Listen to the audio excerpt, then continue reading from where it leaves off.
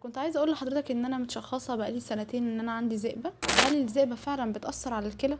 وهل لازم أعمل كل التحاليل؟ حضرتك عارف تحليل الذئبة يعني بتبقى غالية شوية وكده. ولادي ممكن احتمالية إصابتهم بالذئبة تكون قد إيه؟ بصي بقى يا ستي،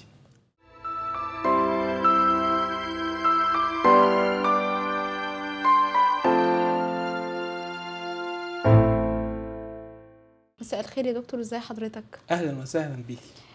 كنت عايزة أقول لحضرتك إن أنا متشخصة بقالي سنتين إن أنا عندي ذئبة، وكنت عند كذا دكتور وكده. المهم إن أنا كنت عايزة أعرف هل الذئبة فعلا بتأثر على الكلى؟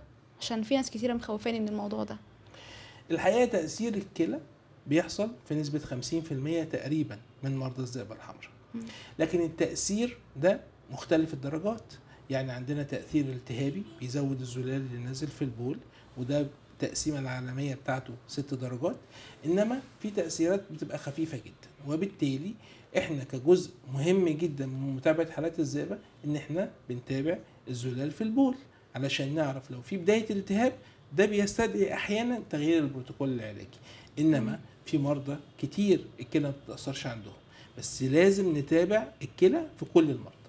وهل لازم اعمل كل التحاليل؟ حضرتك عارف تحليل الذئبة يعني بتبقى غالية شوية وكده، فهل لازم اعيدها؟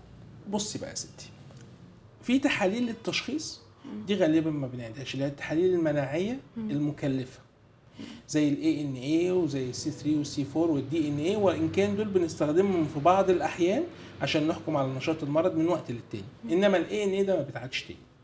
التحاليل كمان التفصيليه اللي هي المكلفه اللي نقول بيها مثلا ان في تحليل مناعي يقول ان العضو الفلاني فيه تاثير اكتر، عينه الكلى اللي ممكن ناخدها من وقت للتاني، الحاجات المكلفه دي مش هي اللي بنتابع بيها في معظم المرضى. احنا بنتابع بحاجات بسيطه خالص، سرعات الترسيب، السي ار بي، صوره الدم الكامله، وظائف الكلى، وظائف الكبد، السي 3 والسي 4، ممكن تجميع بول 24 ساعه، تحليل بول.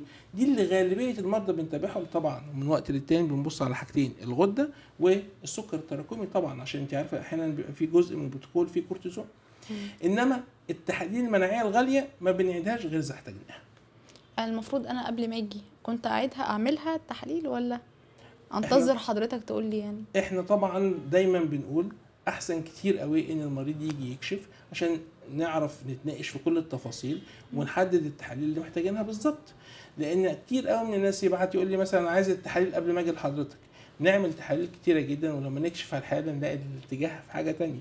عشان كده دايما الترتيب الصح كشف ثم تحاليل واشعه فتشخيص فعلاج. تمام يا دكتور. طب دلوقتي اولادي ممكن احتمالية اصابتهم بالذئبة تكون قد ايه؟ الحقيقه الدراسات بتقول ان وجود حد في العيله عنده ذئبه بيزود فرص ان حد تاني يجيله من 0.5% الى 3%، وبالتالي في فرصه 97% ان ما يحصل لهمش حاجه خالص. عشان كده انا بطمنك وبطمن كل الستات اللي عندهم ذئبه ان مش شرط خالص ولادهم يحصل لهم ولو حابة اطمن عليهم ممكن اعمل ايه؟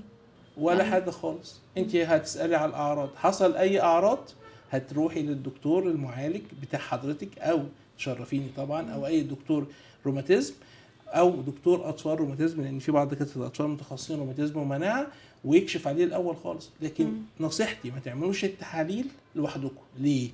كتير قوي بيبقى التحليل ايجابي ومفيش مرض، لان ممكن التحاليل تبقى ايجابيه 20 سنه قبل ظهور المرض، وممكن تبقى ايجابيه نتيجه ادويه، ممكن تبقى ايجابيه نتيجه فيروس تعرض ليه الطفل. فمش التحاليل هي اللي بتشخص. تمام يا دكتور، شكرا لحضرتك. العفو، شرفتيني ونورتيني.